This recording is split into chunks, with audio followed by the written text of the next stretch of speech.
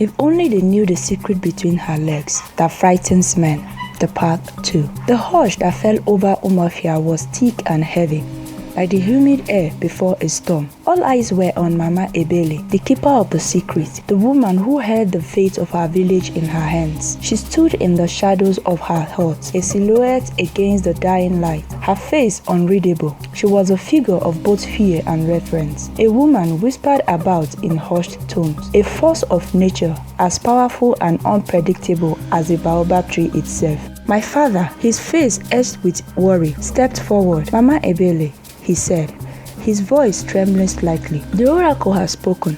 The spirit demanding the unveiling. The curse that grips our village will not be lifted until the secret is revealed. Mama Ebele remained silent for a long moment, as if she were listening to the wind, consulting with the spirit swirled around her. Then she raised her hand, a gesture that silenced the murmuring crowd. She moved with a slow, deliberate grace, her aged body radiating an aura of ancient power. It was a power that made the men of Umuofia shift uneasily, a power that they both feared and desired. The secret, she said, her voice raspy but strong, is not for the faint of heart. It is a knowledge that belongs to the women of our lineage, a power passed down through generations. It is a power that can both create and destroy, a power that must be wielded with respect and caution. She paused, her gaze sweeping over the crowd, her eyes piercing each and every one of us. Are you prepared to face the truth? She asked. A murmur of assent rippled through the crowd.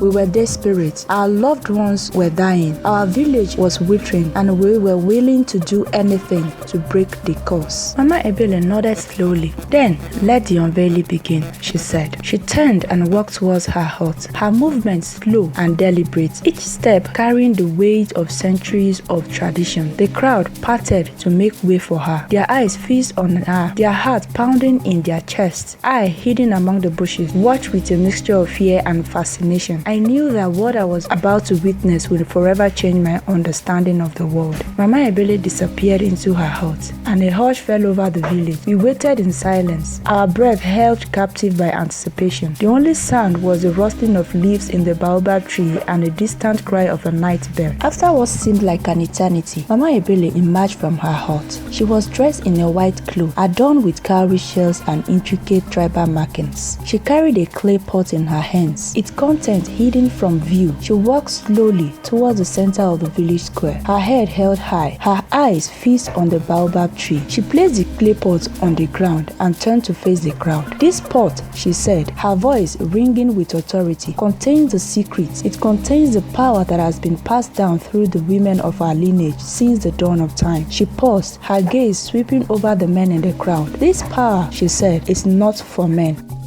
It is a power that belongs to women, a power that they must learn to control and respect. Men, she continued, her voice hardening, have abused this power, have used it for their own selfish purposes, and for that they have been cursed. A murmur of unease rippled through the crowd. The men shifted nervously, their eyes darting towards each other. Mama Ebele ignored them. She turned her attention to the women of the village.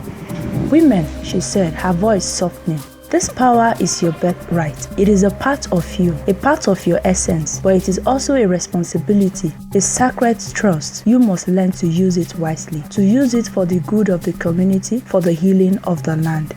She took a deep breath and looked at the clay pot. The secret, she said, is not something that can be explained in words. It is something that must be experienced, something that must be felt. It is a connection to the ancient forces of nature, a connection of the divine feminine. She reached into the pot and pulled out a small smooth stone. It was an ordinary looking stone, grey and unremarkable. The crowd gasped. They had expected something more dramatic, something more terrifying. Mama Ebele held the stone up for all to see. This stone, she said, is a symbol. It is a symbol of the power that resides within every woman.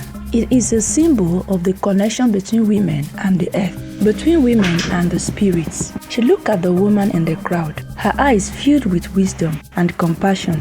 This power, she said, is not something to be feared. It is something to be celebrated. It is a gift, a sacred gift that has been passed down through generations of women. She turned to the men. The curse, she said, was not a punishment for knowing the secret.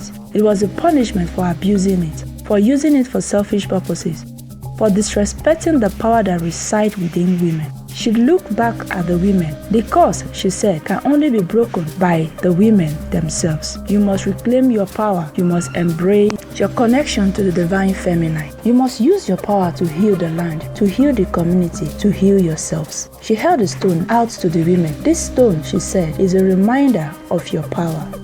It is a reminder of your connection to the ancient forces of nature. It is a reminder of your responsibility to use your power wisely. The women of the village, their faces filled with a mixture of awe and understanding, came forward one by one and touched the stone. As each woman touched the stone, a visible energy seemed to flow through her, a sense of strength, a sense of power, a sense of connection to something ancient and profound. As the last woman touched the stone, a change came over the village. The air seemed to lighten, the shadows seemed to recede, and a sense of peace settled over the land. The curse was broken. The sickness that had plagued Umuofia began to recede. The villagers began to recover, their bodies and spirits renewed. The land began to heal, the crops began to grow, and the rivers began to flow freely once more.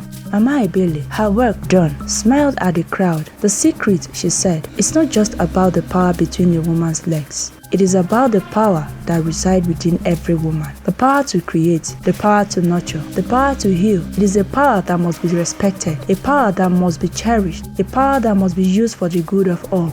She turned and walked back to her hut, leaving the villagers to celebrate their newfound freedom from the curse. I watched her go, my heart filled with a new understanding of the power of women, a new understanding of the secrets that had been hidden for so long.